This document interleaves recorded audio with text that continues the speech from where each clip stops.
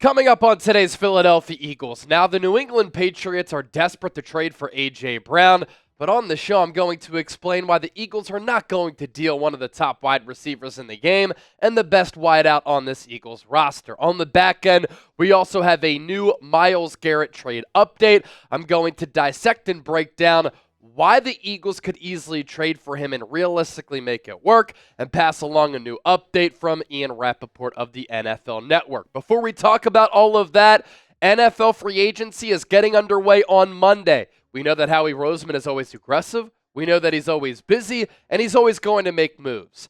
And we're going to keep you in the know with everything that the Eagles do.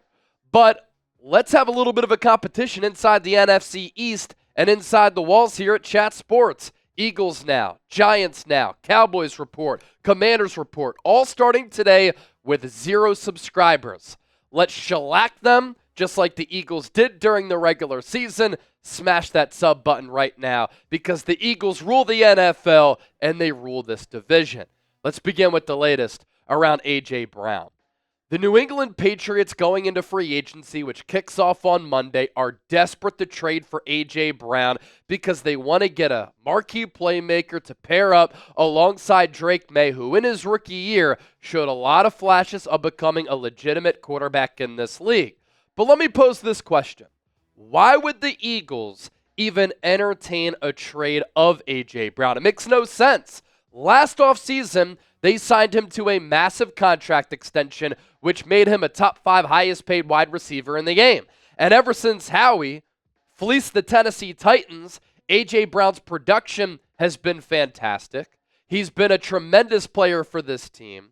He's going to go down as arguably the best wide receiver in the history of this organization. He's under team control. He's still young. He has a great on-field relationship with Jalen Hurts. The Eagles just won the Super Bowl. They have the budget to keep him because they've budgeted out absorbing his contract. He's a top 5 wide receiver in the game, and he's talked openly about his history and his relationship with Jalen Hurts. He admitted after the Super Bowl that, sometimes things have gotten rocky. Some of the things that you've heard are true. Other reports are not. But a reason why there's been some friction between the wide receiver and the quarterback coming from the mouth of A.J. Brown is because they are both cutthroat competitors who both want to win, and in the process, they push themselves because they want to maximize one another. And sometimes when you get 2 alphas in the room, there will be some butting of heads. But A.J. Brown also added, our relationship is fine. And we saw how they embraced once they won the Super Bowl against Kansas City. They completed the goal that they set out to do when the Eagles made the trade for A.J. Brown. And keep in mind, when teams are desperate, you will hear a lot of chatter, like this chatter, about the Patriots desperately wanting to trade for A.J. Brown because they're going to pull out all of the stops to improve the roster. Mike Vrabel has also talked publicly about his relationship with A.J. Brown. He never wanted his former team in the Titans to trade him away. And A.J. Brown, I was right in front of him during Super Bowl week when he was asked about his relationship with Mike Vrabel, said, we're really, really close. But why would A.J. want to go anywhere else when you have an opportunity here to run it back and go on a dynastic run while being the number 1 wide receiver on that team? Matthew Berry, with this report here, to that point about a shallow wide receiver market, I've heard the Patriots will do whatever they can to get a real wide receiver 1 for Drake May and the new coaching staff. I heard they are knocking on all doors seeing what they can possibly trade for, and one person told me they heard the Patriots called Philly asking if A.J. Brown was available. Shrug emoji on if that's true or what Philly's answer was, but this much seems certain, that New England will aggressively try to upgrade its wide receiver room this offseason. Now, of note, I know Matthew Berry is more of a fantasy football guru. He did report from the NFL Combine that a Deebo Samuel trade was close, that it was going to go down in the next couple of days, and 24 to 48 hours after that report went viral on social media, Deebo Samuel was traded to the Washington Commanders. So clearly Barry has some good sources across the league. Tom Curran is one of the top writers who covers the Patriots, and he floated out some rumors and reporting on the A.J. Brown front as well. He said, I love A.J. Brown, and I love the fact that you were actually sensible to go back to A.J. Brown instead of barking up the Tee Higgins, DK Metcalf, and Brandon Aiyuk trees, who are just not going to happen. A.J. Brown is a much more reasonable get. Why would the Eagles divorce themselves from him? I don't know exactly.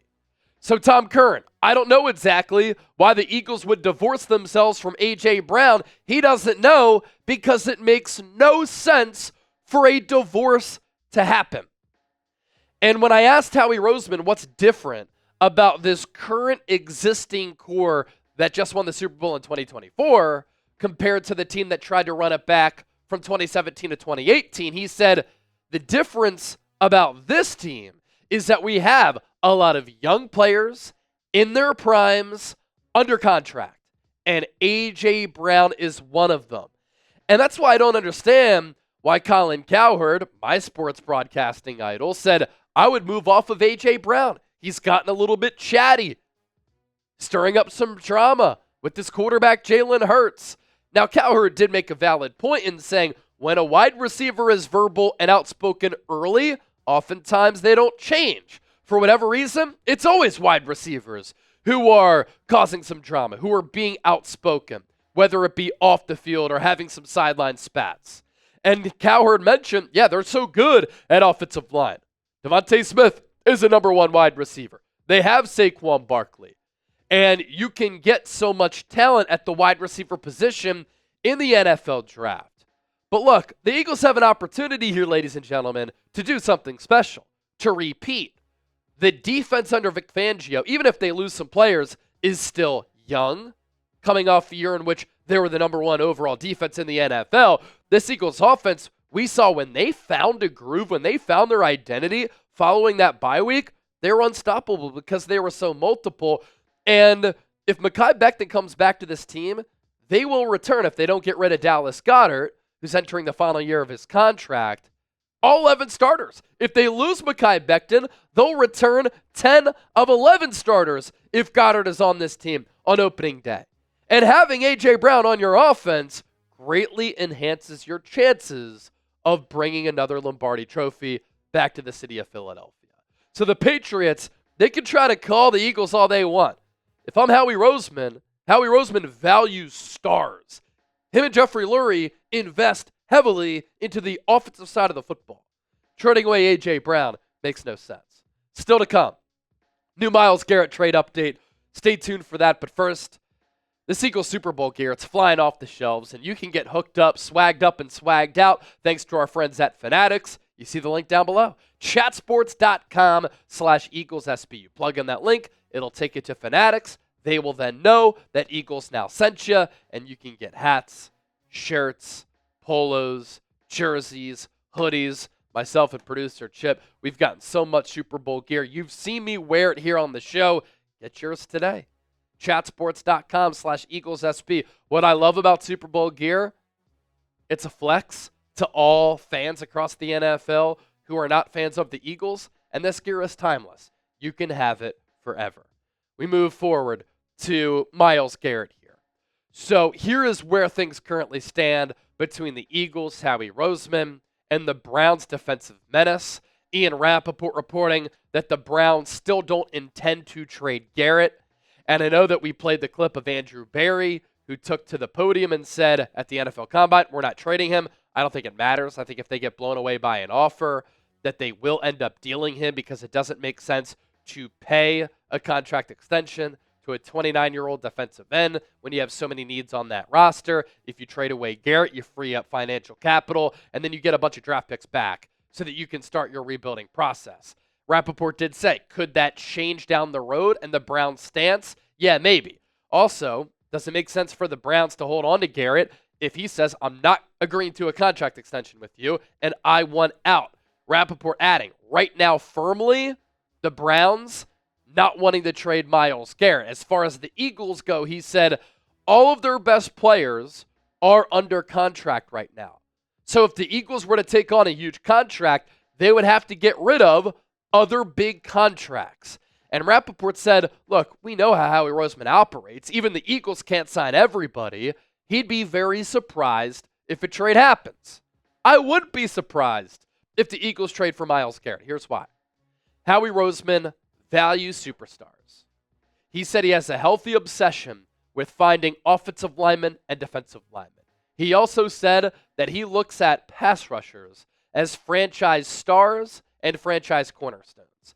Think about how the Eagles were able to annihilate the Kansas City Chiefs with their front, with their defense, with their defensive line being disruptive.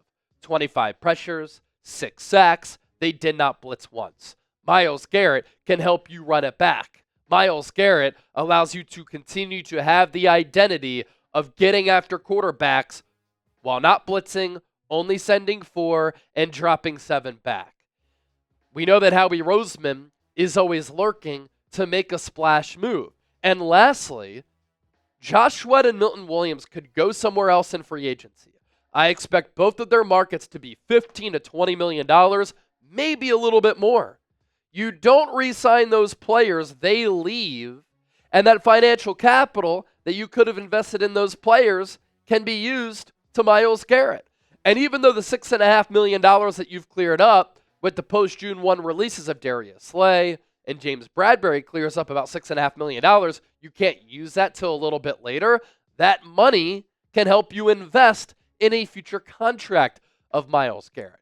Maybe you let Mekhi Becton walk. Maybe the only in-house free agent that you retain is Zach Bond. But the Eagles have the ability to trade for Myles Garrett. And even though Ian Rappaport would be surprised if it happens, I wouldn't be surprised. Because everything I heard in Indy, the Eagles are a real threat to land him. Do you want the Eagles to trade for Garrett? Y for yes, N for no. Let me know once again down in the comment section.